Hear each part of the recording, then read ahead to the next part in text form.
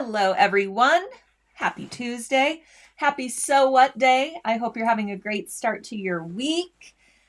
And I hope that you, I don't know, don't have the same reaction to this that I did this morning, but one of my daughters woke me up and said, well, she didn't wake me up. What? She would never wake me up. I woke her up. But anyways, she said, there are only 5 Saturdays until Christmas. Okay. I mean, 5 Saturdays, that I don't know. It caught me off guard. But look, that means we have like 5 weeks. That's a better way of looking at it, right? And then I was tuning in here and creating this event for us all today. And I was reminded that there's about 42, 43 days until our New Year's Eve event. That's right. So while 5 Saturdays doesn't seem like a lot, right? Because we all have so much to do before the holidays, and I haven't even started shopping for Christmas yet. So it makes me feel behind because, we need those Saturdays. But look, we've got plenty of time. I do, however, want you to be sure that you are signed up for our New Year's Eve sew along. Even though we've got 42, 43 days until we go live on New Year's Eve, it's going to go by like that. So be sure to register so that you can get your checklist, so that you can be prepared for New Year's Eve. You can have all this waiting in the wings for when we go live, and you won't have to worry about it over the holidays. You won't have to juggle this with all the other things that you need to sew for gifts, and maybe for yourself. Maybe you need some new decor to kind of jazz up your holiday season. And that's what I'm going to bring to you today, is a great little project that doesn't take too long, but it's a great addition to your holiday decor, whatever holiday you are celebrating, whether it's Hanukkah, Christmas, and you could even make this for Valentine's Day and beyond. So it's a great little project. I'm dropping all sorts of things here because I was gathering up some of our past New Year's Eve bags that we have created with Sally Tomato. I may have forgotten to put the link in, let's see, in our Facebook post, because I don't know if you realized, but you probably did. When I was creating the event today, it posted 5 alerts on Facebook. What? Why? I don't know. I only posted 1 reminder and it's on there 5 times. So I apologize if you got inundated with all the reminders that we were going live today. Very bizarre. Also, it's not allowing me to comment here to post the New Year's Eve event. If you're watching on YouTube, the event is there. Let's see. But I think I forgot to post it in Facebook. At any rate, you can go to sewingonline.sulky.com, and under our education offerings, you can find our 2025 New Year's Eve sew-along. And if you missed any of our previous New Year's Eve sew-alongs, or you're not sure what it's about, what to expect, that type of thing, I just wanted to show you some of our previous bags. You can sign up for any of our New Year's Eve sew-alongs. All our past sew-alongs are available to watch on demand. And once you register, you get the pattern, you get the embroideries, you get all the things. So our very, very first New Year's Eve sew-along, who remembers the Zelda from 2020? This was our first bag that we sewed together, and love the embroideries for this one because they totally coordinated with the lining fabric. You see that little birdie? We digitized the motifs from this collection of fabrics by Cotton and Steel and sewed those on the bag. And this came with some super fun fringe that's done in faux leather. And it's just a great little size of a bag, crossbody, and goes with so many things. Absolutely love that one. Let me know if you joined us for Zelda. That was our very first year that we did our New Year's Eve sew-along. Let's see, what came next? They all start to, run together, but I think maybe it was the Smith organizer. We did the Smith organizer. We did beautiful embroidery from Urban Threads and Embroidery Library on this one, but this is the decorative stitch version that I did. So if you didn't have an embroidery machine, you could still embellish your Smith organizer in a number of ways. I just did this really simply with a bunch of different thread colors and just sewed across the entire flap. So this was the Smith. And again, you can get the full video, the pattern for Smith, all the embroidery designs that went with this one. The inside of this organizer is really cool. So you've got a bunch of pockets and areas to put all of your cords and things like that when you're on the go. You can add some cards in this one, and then there's a bigger pocket for other things. And then there's this little notebook elastic, or you can keep your tablet right here. And then a zippered pocket, which love the zippered pocket because it also conceals the wrong side of all of your embellishment, whether you did machine embroidery, decorative stitching, and it's all fully lined in there. All right, so this was a really cool one, very popular. We had a ton of people join us live for the Smith organizer. And I think maybe Aurora came next. I'm missing one of the bags. I'm missing last year's. Actually, I gifted it to someone who absolutely loved Yellowstone and all of the beautiful freestanding lace we did for the inset of that bag.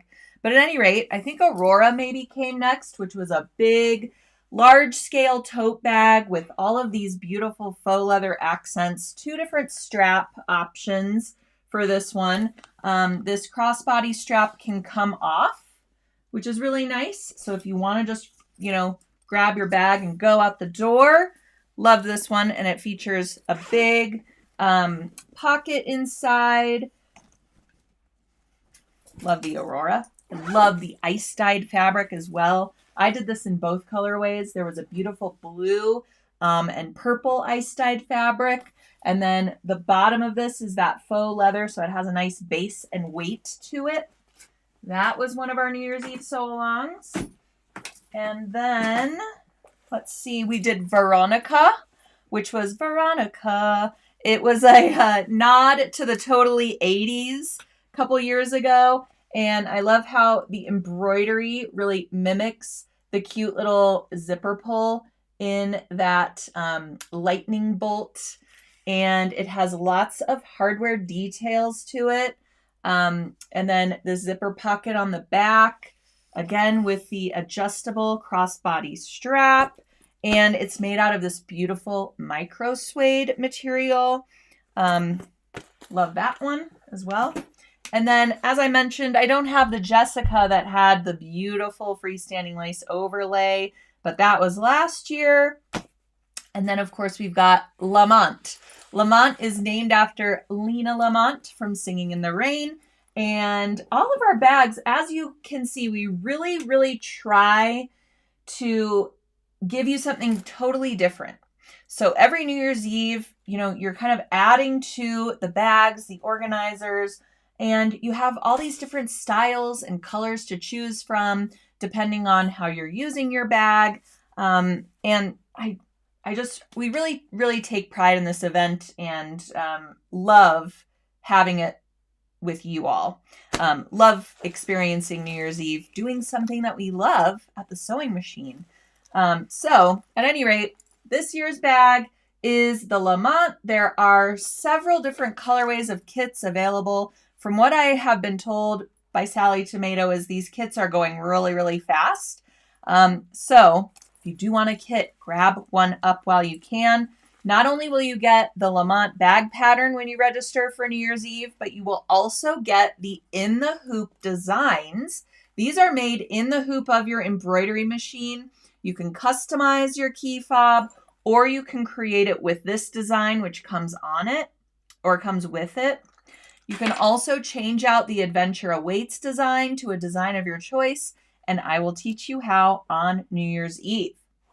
All right, so wanted to make sure everyone's registered because, again, those kits are flying off the shelves. So once you register, you can get all the kit information.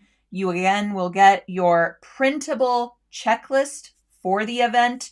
So if there are extra notions, things that you need, for example, you're going to need a snap setter for the snap that comes with your key fob. So if you don't have a snap setter, you're going to want to add one of those to your cart over at sallytomato.com so that you can complete your key fob on the day of the event. Okay? Things like this, little stilettos, presser feet, bobbin threads, all kinds of things that you're going to need that you're going to want to have on hand for New Year's Eve so that you can join us and follow along. I also want to mention, though, that honestly, we don't expect you to keep up with us during the event. We will be going at a pretty good pace because it's a 4-hour event. And, obviously people are going to sew at different rates. People are going to have different embroidery machines.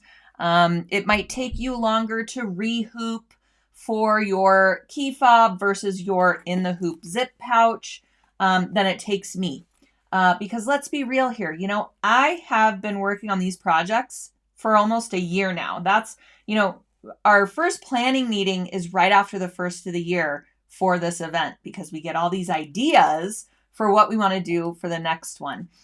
So we have been working and, testing and going through the pattern and all of these designs for a long, long time.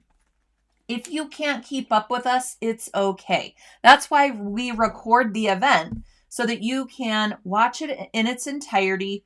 Some people don't even want to sew along with us while we're doing the event. They just want to go through the pattern, write notes, ask questions, and then after the event ends, they go back and watch from the beginning. You can fast forward then, pause when you need to, catch up, and all of those things. So the reality is sewing is meant to be fun and not stressful. We don't want to add to your stress of, your day off. If you have the day off on New Year's Eve or New Year's Day, depending on when you want to create your bag, that video is always available for you.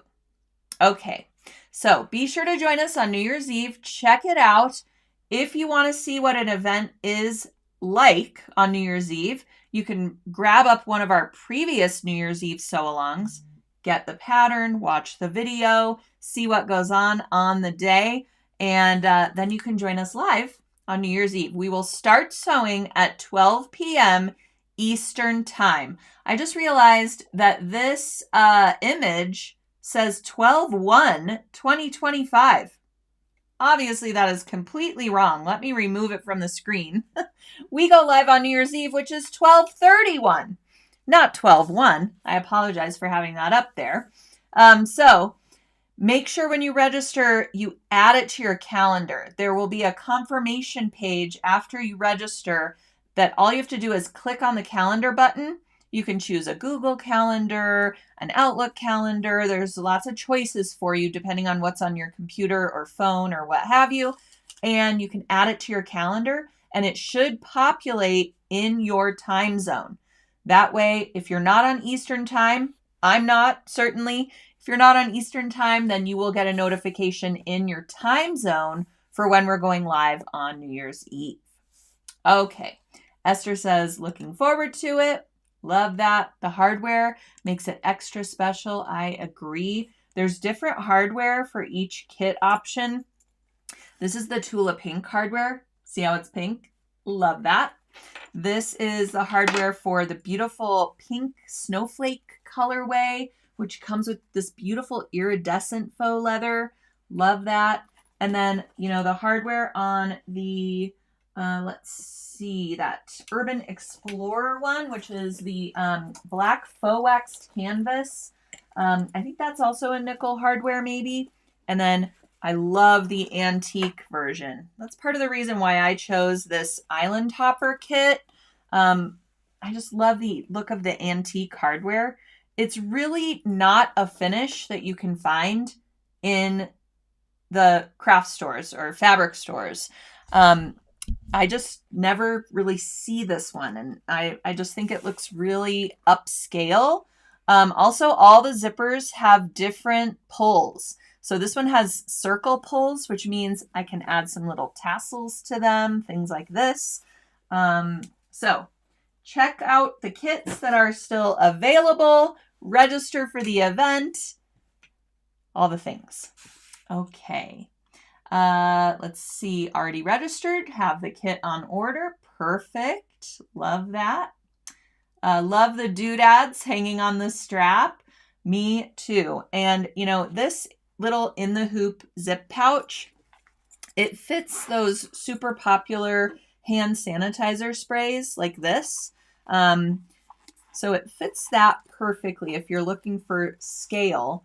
But it also fits, you know, dog waste bags, chapstick, little, you know, cash, your IDs, some cards, and you can clip that on to the outside of your bag, or you can just tuck it inside. You actually don't even need to add the little hanging loop if you want to just tuck it inside of another bag or inside the interior pocket, those types of things. All right, so enough about New Year's Eve. I'll be talking about that in the coming weeks as well, just to remind those who are registering late, things like that. Esther says, waiting for my kit. Love that. And okay, I use the first bag all the time. Love the Smith, have it in green. Kathy says, I was at the first sew along. Glad they are earlier in the day now. I know, we've really, you know, every year we do this, we perfect it, right? So that very first year, it was the COVID era. So nobody, you know, there just weren't parties happening and nobody was going out. And it was really nice to connect in this way and, you know, be able to sew together. And we decided that first year we sewed until midnight and we had a countdown and everything. And we literally counted down to the new year. But it was very challenging. I have trouble staying up until midnight any day of the week, let alone on New Year's Eve. And so to be at the sewing machine, sewing in real time, and engaging with everyone and answering questions until midnight, it was very challenging for us as well. So we did get a lot of feedback from people saying, please make this earlier in the day. We can't stay up that late and sew. So now we start at noon. It's kind of like a noon Year's Eve and noon Eastern time. And then we sew for about 4 hours. Okay, perfect. Yes, Esther says the little pouch will be perfect for keys, other small items that get lost. Yep. That's also why I love a clip-on key fob. You know, you can add your keys up here and it's a little decoration and you can clip that on the outside or inside of your bag. So love that too. Okay. Earlier is better. Lots of people saying. So yes. Perfect. Okay, so let's get to today's project, which is, that's not today's project. Nope. It is a Hanukkah themed little shelf pillow. Actually, I have it behind me right here. It is a smaller size pillow. It's about 9 inches square. And you can embellish this in any way that you choose. So this design is actually an OESD design, and it is from a collection that's called Love Me a Latka. What? So cute. All the designs in this collection have a little bit modern twist on Hanukkah. So there's a lot of puns, you know, love you a latka, obviously, and then love and light. And there's a whole bunch of really cute Hanukkah designs in this collection. I linked directly to it in the description of today's post where it says featured products. You can find a link to go over to OESD and take a look at this collection if it interests you. If you want to display a different design, you really just need one that is smaller than 5 inches square, because after embroidery, we are going to trim this up to 5 inches square. So you need a little bit, at least a little bit of a seam allowance around that design. You can see mine came real close after I trimmed it up and sewed my pieced borders around it. So I wouldn't go any larger than 4.5 inches for your design in any direction. All right, so obviously you can pick a Christmas design, you could pick a Valentine's design, you could pick a happy birthday design and gift this to someone. I love a little shelf pillow. You can add it to a little bookshelf next to some holiday decor. You can put this on the mantle. Or you can even cluster this with some larger pillows that go on your couch for the holidays. So it's a quick, well, maybe I shouldn't say quick, because we are doing embroidery, we're doing piecing, we're doing quilting, and we're adding some fun little trim. If you know me, you know I'm a sucker for a pom-pom fringe or pom-pom trim, but I'll talk about some different trims that you can use as well.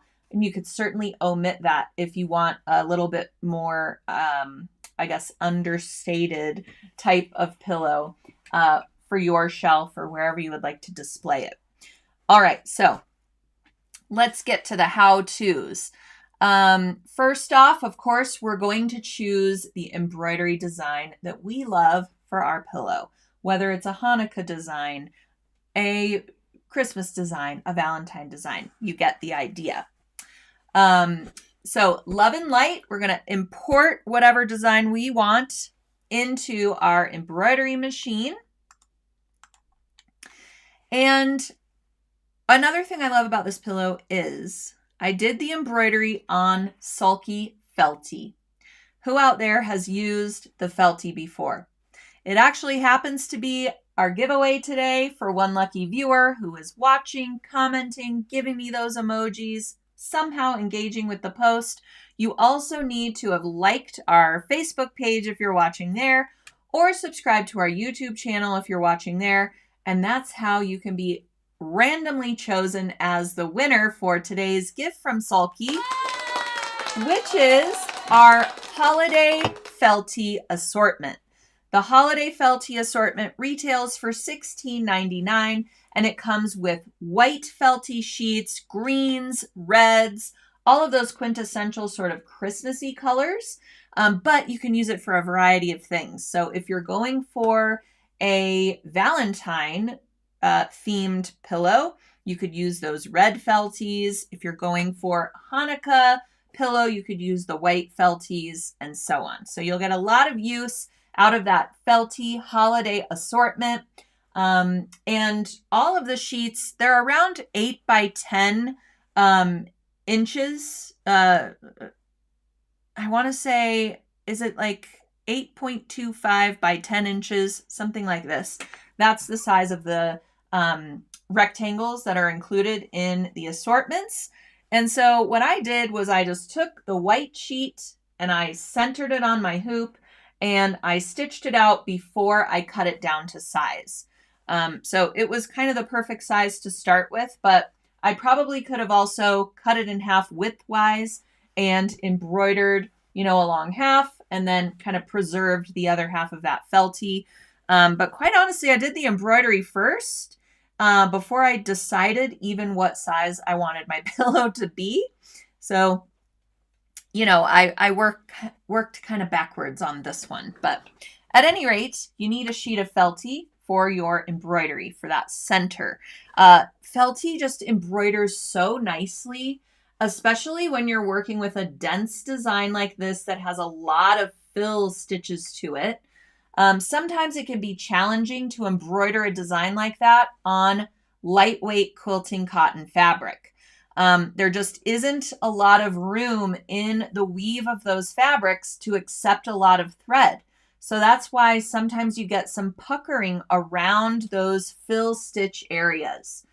If you are going to go with quilting cotton instead of the Felty, For the felty, my stabilizer is Tear Easy, and I use 2 layers of it. You could also go up to our stabilizer that's called Stiffy. Stiffy is, as you can imagine, stiffer than Tear Easy. I would say it's even more heavyweight than 2 layers of Tear Easy. But if you do have Stiffy, you can use that as well. It's a great stabilizer paired with the felty, because felty is obviously much thicker than a quilting cotton. But it's really nice, very pliable. It's actually manufactured to accept a bunch of needle penetrations and accept a lot of thread into it. So it's just beautiful for machine embroidery. If you are using a quilting cotton, I would suggest fusing a layer of Soft and Sheer Extra, which is our lightweight fusible stabilizer that remains with the fabric. Technically, it's a cutaway only because it's permanent. But the Soft and Sheer Extra means that it's fusible. So you can fuse it to the whole back side of your quilting cotton fabric, and it will stay with the fabric, acting almost like an interfacing when you are going to add your piecing. All right, but with felty, I use 2 layers of Tear Easy, and I hoop only the Tear Easy fabric. Now you can see that I'm using a magnetic hoop here, so I would be able to also hoop the felty, because magnetic hoops just are magnets that go together. There is not an inner hoop ring that goes inside of that outer hoop ring. We don't want to hoop felty in a, let's see, like manufacturer's hoop that comes with your machine, because that inner hoop will almost stretch the felty ever so slightly. It might also just not work because the felty is heavier weight.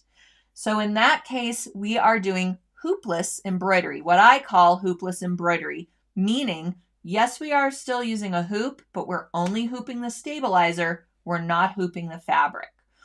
So that's why I only have stabilizer in the hoop here.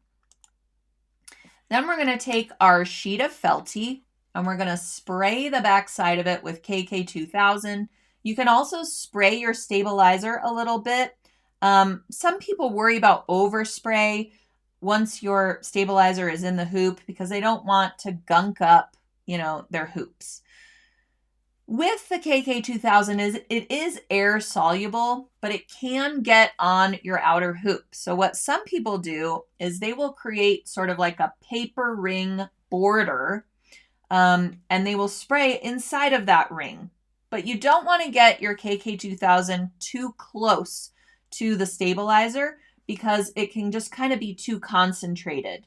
We want a nice sort of mist of KK2000 when we are adhering our fabric to our stabilizer. But I do like sometimes to spray both the fabric and the stabilizer, and then when they come together, it's a really nice bond. Okay? All right.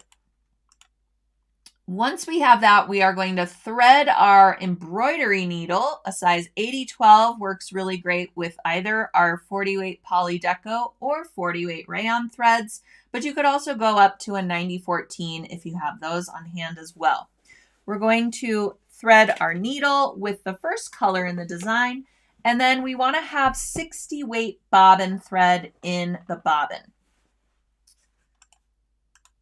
And then we're just going to follow the color chart and sew out our design. If you have any little jump threads, make sure you are clipping those throughout the stitch out. So with every color change, go in and tidy up those jump threads if there are any. If your design is trimming those jump threads for you throughout, that's great. I only had a few jump threads to take care of, but I love using the curve tip squeezer for clipping my jump threads. I think this is a must-have notion for everyone who does machine embroidery. I also like to use these when I'm doing hand embroidery, especially if I'm traveling or I have a little on-the-go kit. I like to do a little hand project. when I'm in, when I have a long flight or waiting, to board, things like that. I like to keep my hands busy rather than staring at a screen. But I like to throw these in my carry-on, or in, my little on-the-go sewing kit, if you will, because they're just so easy to use. They're ergonomic, and so they don't like hurt your thumbs when you're squeezing them together. And what's important about them for machine embroidery is see how that curved tip does not harm, the sharp point does not harm the fabric underneath. So when you go in to clip those jump threads, these little sharp little ends can go right under that jump thread, and then you can clip it without harming the fabric or the other threads around your embroidery. So these are super affordable. I think they're under $7 at sulky.com. They're called curved tip squeezers, and they're just must have. I have 3 pairs of them. Okay. Enough about the curved tip squeezers, but I do love them. So when your embroidery is complete, you will remove the hoop from the machine. Check that you have, trimmed up all of your jump threads. And then we're going to remove our stabilizer. So very important, when you have 2 layers of stabilizer, you don't want to remove them at the same time. We want to remove each layer independently so that we're not tugging on our threads. So 1 layer at a time, we're going to remove as much stabilizer as possible. We don't need to really worry about the little bits that are in between, let's say, in between these candles, or in between even, our lettering here. Because we are using that felting, it's a little bit heavier weight, it's not going to really affect our plushy pillow at all to have a little bit of stabilizer remain behind the design. So you don't need to get too persnickety about removing all of it. Just make sure it's removed from the perimeter of your design stitching. Then we can set aside that felty piece. We'll trim it up later. We can start doing our piecing for the outer border of our pillow. So I chose to do these cute little hourglass blocks on mine, and I did a totally random color pattern, but you could certainly be a little bit more methodical about yours. If you want all the same color border, that would look really pretty as well.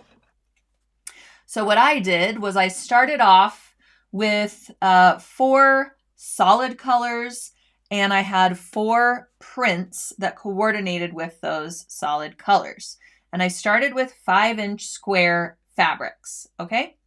And all the quantities, everything that you need is in the pillow tutorial on the Sulky blog.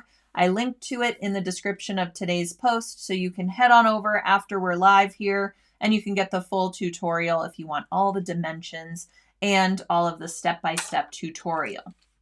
All right, so we're going to start with 5-inch squares. You can grab up a charm pack if you want to have a bunch of these, but I will just buy up charm packs of coordinating colors that speak to me.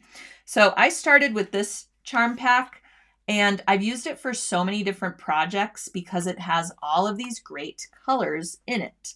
So I just like to kind of have these on hand. And whenever I need a little blender or something like this, I can grab up one of these. And it happened to work out really well for this project because there were all kinds of blues and silvers within that fabric collection. So we're going to start by putting one of the solid squares right sides facing one of the print fabric squares. And you will put those right sides together, and you're going to sew the perimeter all the way around with a 1/4-inch seam allowance on all of your fabric pairs. This is kind of like assembly line piecing, right? Now we are going to cut across the diagonal along one edge, and then we're going to, without moving anything, we're going to move only our ruler so nothing shifts out of place, and then we're going to slice along the opposite diagonal.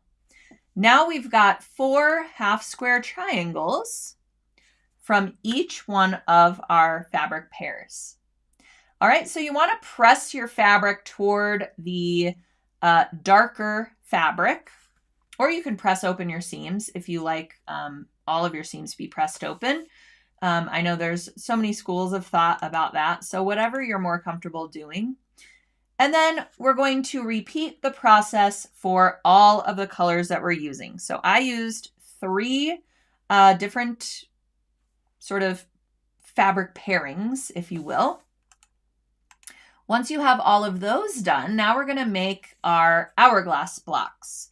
So now we're going to take our half square triangles and put them right sides facing. And we're going to alternate where the print and the solid fabric is. So you can see we're going to line up that seam line, alternating print and solid. All right, this is also why I like to press my seams to one side. It makes it easier to match up, I think, this seam line. And you can certainly place a couple of pins if that makes you more comfortable. At this point, we're going to take our chalk pencil or our removable fabric marker. You could even use a regular pencil, quite honestly. We're not going to see it. And we're going to draw across the diagonal. That's going to be our cutting line. So now we're going to sew a 1/4 inch away from that mark on both sides. So you can see I have my seams sewn, and now we're going to slice along that first cutting line that we made. Okay. And now we're going to repeat for all of our matching fabrics. So now I've got my stacks of my hourglass blocks. They're very small at this point because, you know, we started with a 5-inch square, cut that down, and now we've pieced it even smaller. All right. So once we have those, you can kind of clean up all of your little dog ears that are poking out if you want to trim those up. I waited until I had everything pieced, and then I cleaned up my borders by just, you know, trimming off those little dog ear points. But that is up to you. If it reduces the bulk for you, makes it easier for you to sew it. Now we're going to plan where we want each of those hourglass blocks to go around our embroidery. So again, I did mine totally randomly.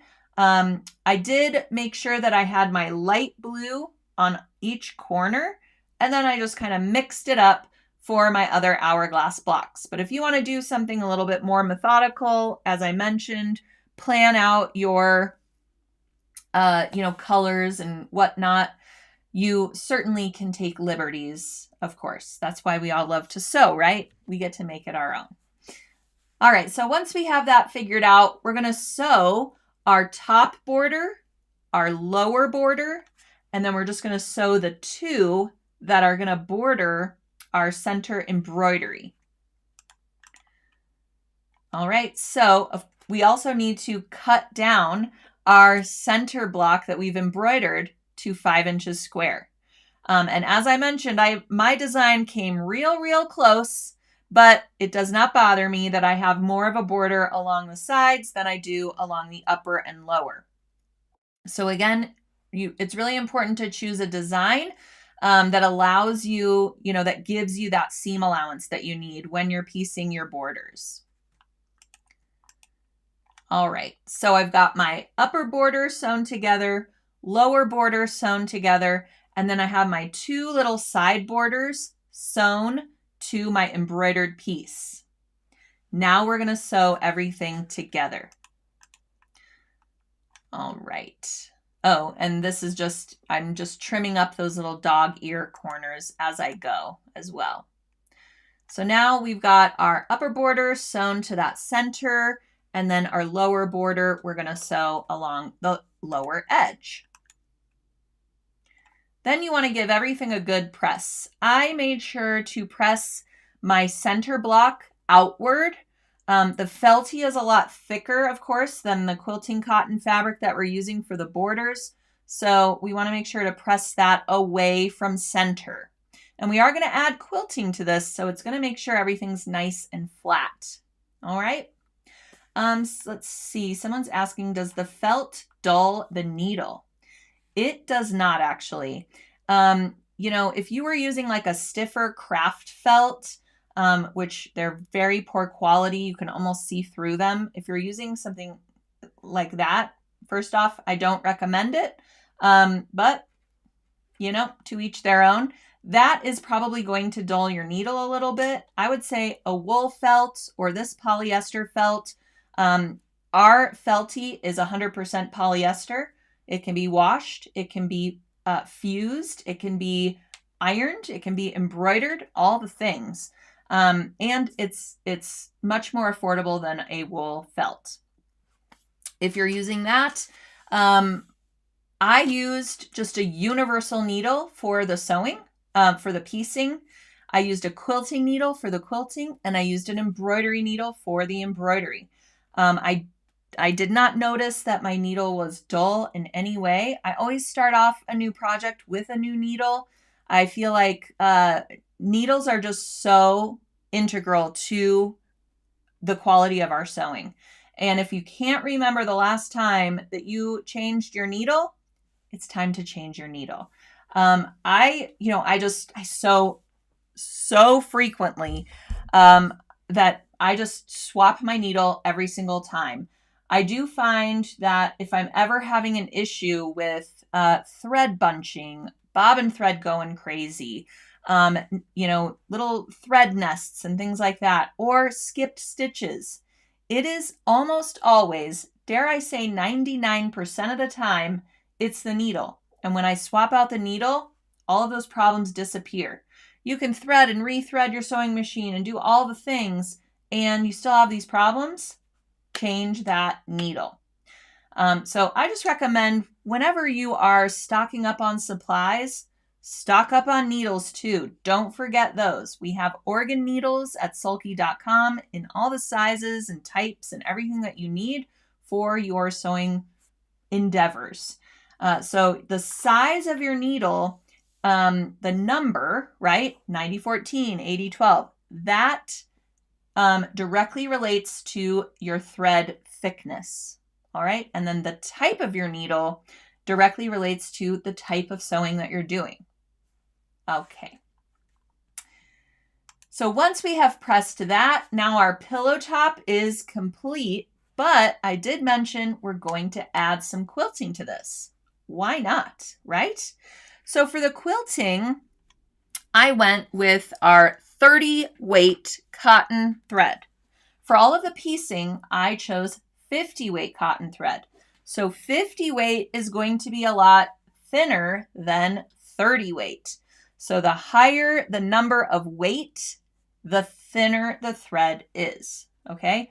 So for the quilting, I love to choose a thread that's a bit thicker that you can see. I lengthen my stitch length to about a 3.0 or even a 3.5, whereas for the piecing, I use a 2.5 millimeter stitch length. The piecing, we want to be really, really strong, so nothing, you can't see any openings, right, in our seam.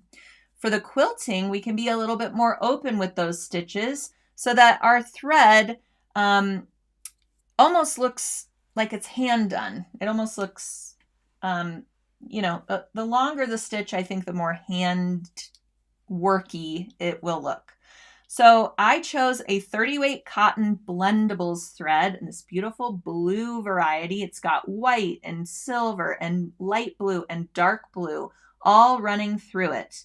So I get a lot of different thread colors without having to swap my thread. Also, the blendables, very different from a variegated thread. A lot of people mistake this for variegated thread, or they will call it variegated thread. Variegated thread is very methodical with the thread color changes across the length of the thread. It is, you get repeating patterns that look exactly the same. Whereas the Blendables thread, right, only available at Sulky, the Blendables thread, the color is randomly dyed every 2.5 to 5 inches across that thread length. So you get this blend of colors rather than these, repeating colors that are exactly the same. I don't know another way to describe it. Okay.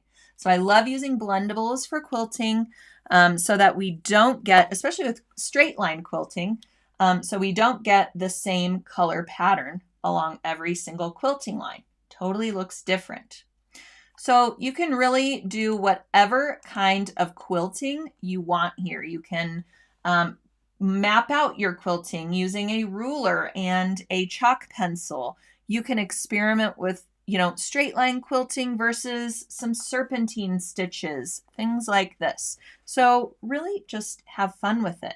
So what I chose to do is I just sewed about 1/8 of an inch or so away from each of my diagonal seams.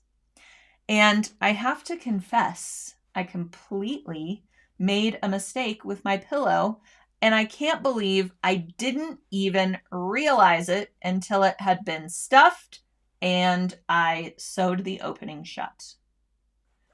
So, if anyone can tell me what my mistake is, I don't know, maybe you'll win the Holiday Felty assortment. First person to notice my mistake in my pillow here. You might see it in some upcoming photos as well. All right, so to prepare our pillow top for sewing, or for quilting rather, we're gonna spray our batting with some KK2000 and then center our pillow top over the top. All right. And then quilt it in the manner of your choice. Then we are going to trim up our pillow top so all of our edges are even. Do not trim off your seam allowance. You can see that each one of these blocks has a little bit extra on the outer edge. That is so that when we add our pillow backing, all of our blocks are the same size. All right.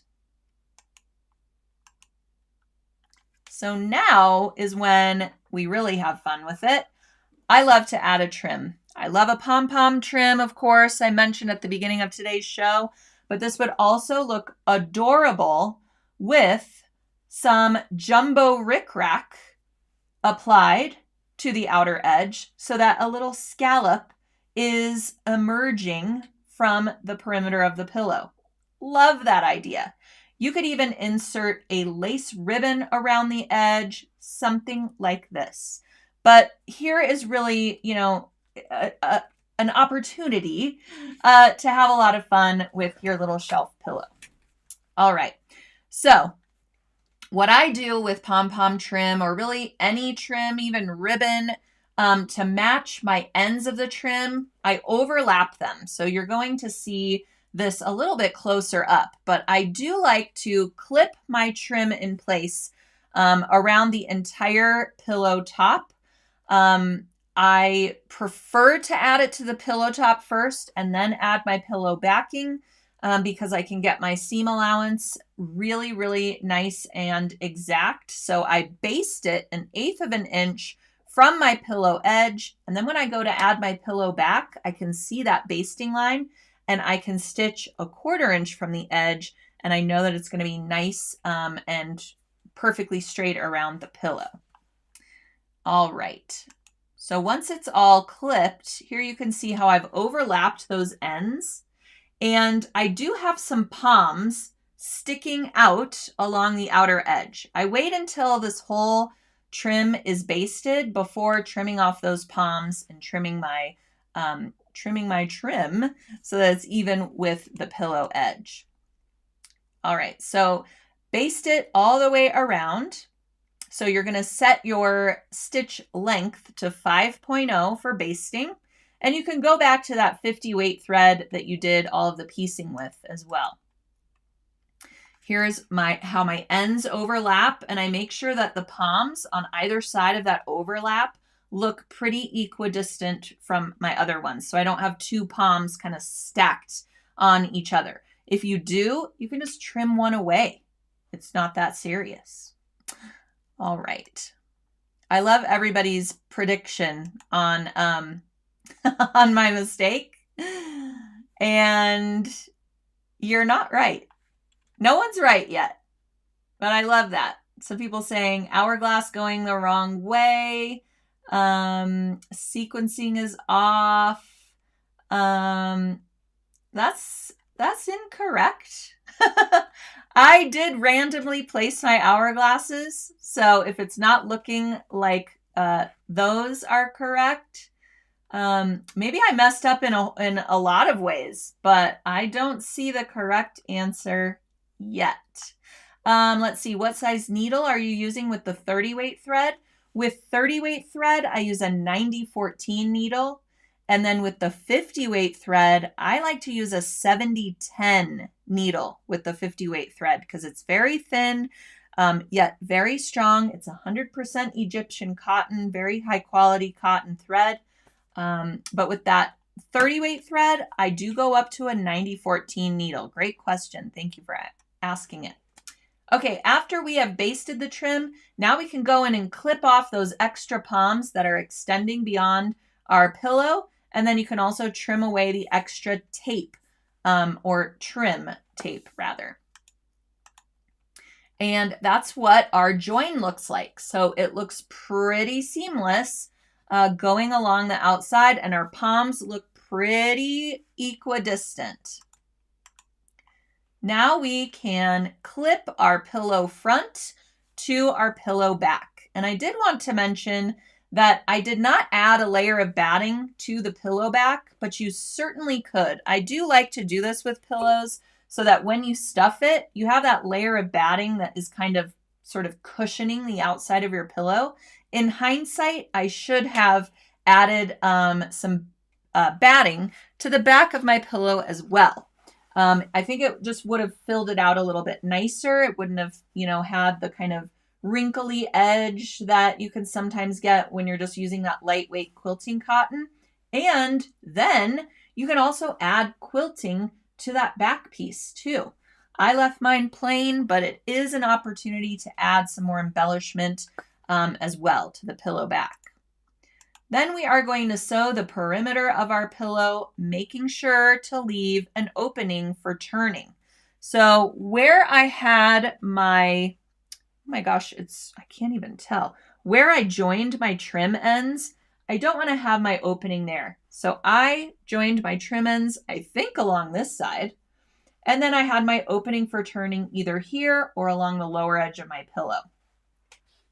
And you just want your opening to be large enough that you can get some stuffing in there. All right. After sewing the perimeter, then you're going to clip your corners a little bit, right up to, but obviously not through the stitching line. You also can kind of taper your stitching a little bit along those corners. That way, when you go to turn it right side out, you won't have these big sort of dog ears on your pillow.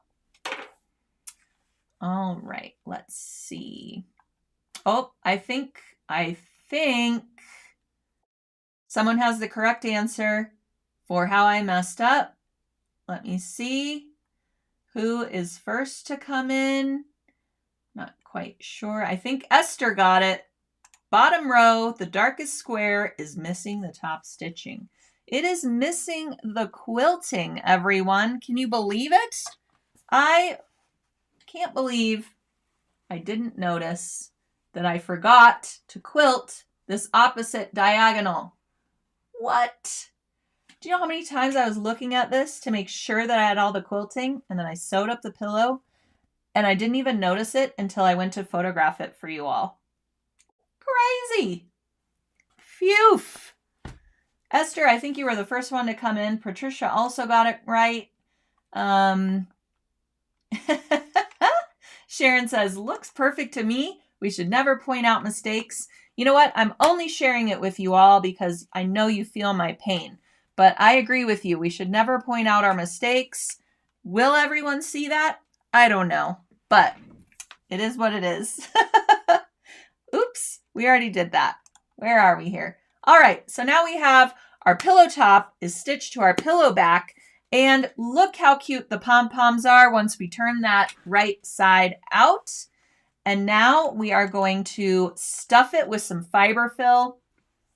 When I'm doing a small pillow like this, I would much rather use fiberfill than purchase a pillow blank or a pillow insert rather. Those can be on the pricey side. I do like to use pillow inserts for larger pillows and, throw pillows and things like that for the couch, because I can easily add a zipper opening or an envelope closure, and I can swap those out really easily. Even when I use a pillow insert though, I like to use some stuffing or fiberfill and go into the corners and put some along the outer edge of the pillow. I just feel like it fills it out a little bit better than a pillow form would. Sometimes those like to kind of sink in from either the corners or the edges, and then you have this excess fabric from your pillow cover that you created. I also like to size my pillow cover ever so slightly smaller than a pillow insert so that it will fill it out a little bit better along the corners and edges. All right, so we're going to stuff it until it is as plump as we would like it. And there I have my plump little shelf pillow, and all that is left to do is hand sew that opening shut. You can use whatever invisible stitch you prefer, a whip stitch, a slip stitch, a ladder stitch, all the stitches, whatever is easiest and whichever you prefer. And then once we have our cute little opening closed, then we can display our lovely pillow. So again, you can create this using any machine embroidery design you like. You could frame a cross stitch piece in this pillow. I love the addition of a little bit of piecing and quilting. You can use just half square triangles and make this a little bit bigger. But it just kind of elevates it a little to add a little quiltiness into the project rather than having just some straight borders. But straight borders are also really pretty, and it looks like you have framed your design. So I really love, a project that incorporates so many different types of sewing, machine embroidery, piecing, quilting, adding the little crafty aspect with the trim. And it's just a very, very cute addition to your holiday decor, whether you celebrate Hanukkah, Christmas, looking ahead to Valentine's Day. It also makes a really, really cute gift for someone as well. And I love putting this like on a hot cocoa bar as well. You could use just kind of a wintry themed design that isn't holiday specific. And then you can put it out now and have it out all throughout the winter months. All right, Esther says, I'm going to use this idea for a cross-stitch pillow I made. Love that. Fiberfill in the corners is a great idea. Thank you. Yep, I can't remember where I learned that. I think actually it was from my mother because I had some couch cushions that were just like starting to sag. And my mom said, hey, get some fiberfill and just fill it in along the upper edges of your couch pillows. You don't need a new couch. You just need, a new insert. So, duh, perfect. So that's what I did to save my couch cushions. And then I started applying that into all of the sewing pillows I was making as well. So, all right, perfect. Oh, let's see. Thanks for mentioning the snap setter on the New Year's Eve sew-along. I missed that. Need to check to see if I have one. Yes, definitely make sure you grab up your checklist. The checklist has a lot of things on there that you might want to have on hand. I would hate for you to get all the way to the end of your key fob and then you can't finish it until you order a snap setter or something like that. So make sure that you go through that checklist and have all of those things on hand. Some of them are optional, nice to have items like that. But some of them are really necessary to completing your bag with us on New Year's. So thanks for mentioning that. Okay. Yes, the warm and toasty design from last week would also be cute on this pillow. Love that. Our little toast guy. Super cute. Let's see. We would have never looked for mistakes if you hadn't said anything. Love that. No mistakes, just creative expression. I know, we're such perfectionists as sewists. It was funny when I was growing up, my grandmother was a seamstress for her town. It's kind of, I've got sewing in my blood, I always say. And people would, hire her to make prom dresses and, repair their coats and things like that. And she was always the first one to say, "Oh, thanks so much. Yes, I made it. But look right here where I messed it up." And I always said, "Hey, stop telling them. They're never going to notice, We don't go to Target and buy a t-shirt and look at the hem and say, "Oh my gosh, look where this is not, look where the serging has come undone right here." It doesn't even bother us. We've bought the shirt. It shouldn't bother us when we're sewing either. We are our own worst critics. All right. Well, here on Sew What, we are here to support each other through all of our sewing. That's one of the reasons why we come together and share all of our ideas and give all the positive vibes for each other. So this is a safe space to come and show our mistakes and get over it. And, all we can do is learn from them and move on, right? Perfect. Okay. Esther says, will cam snaps work for the New Year's Eve project? A cam snap should work. Yes. I will say, though, if you've purchased a kit, you're getting these beautiful snaps from Sally Tomato. And they will come in the hardware that comes with your kit. So see how even the snap matches our little D-ring? Love that. Love that little detail. But if you would rather use cam snaps, you can. Excuse me. However, throughout the event, I am going to show you how to use the kit materials. But I'm sure if you have cam snaps, you're familiar with how to use them. So you'll be able to navigate that no problem. All right. Well, thank you all for joining me today. And be sure to tune in next Tuesday for another Sew What. And Esther, it looks like you are the winner of our holiday felty assortment. So I will be in touch with you after our live event here so that you can grab that up. Good eye, Esther. Way to look out. And for all of you, tune in next Tuesday for another chance to win something great and for some more project inspiration as we head into the holiday season. Have a great rest.